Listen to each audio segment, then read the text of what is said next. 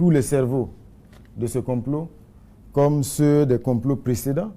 Ils sont aujourd'hui en Côte d'Ivoire, qui leur offre bien sûr le gîte et le couvert. Et c'est depuis donc ce pays que toutes ces tentatives-là sont ourdies, orchestrées. Et surtout que certains d'entre eux aujourd'hui, pour certains d'entre eux, les masques sont tombés parce qu'ils sont en étroite collaboration avec les terroristes qui endeuillent notre pays. Ils en sont les porte-voix. Ils amplifient aujourd'hui les attaques terroristes. Et tous les jours, ils travaillent donc à démoraliser nos forces combattantes. Et ce sont des gens aujourd'hui qui ont renié leur patrie, qui ont renié la terre dans laquelle est enterré leur cordon ombilical. C'est extrêmement grave, mais ça montre aussi à quel point ces individus-là sont sans dignité. Donc, ils sont tous en Côte d'Ivoire. Nous le disons, les faits sont têtus. C'est regrettable. Le chef de l'État l'a dit, entre les peuples burkinabés et ivoiriens, il n'y a aucun problème.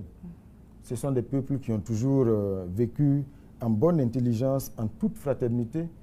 Et aujourd'hui, il est pratiquement impossible de séparer ces deux peuples-là, qui sont fortement imbriqués par l'histoire, par la géographie. Et c'est difficile aujourd'hui dans certaines zones de voir une famille qui n'a pas un frère en Côte d'Ivoire.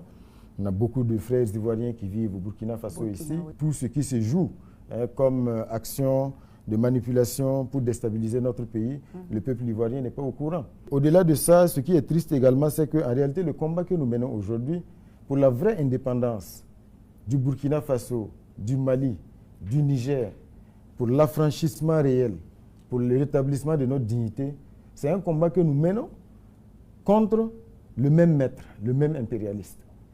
Et aujourd'hui, le peuple ivoirien est victime également de ce même impérialiste qui domine, exploite, nourrit les tensions, et ça a toujours été ainsi.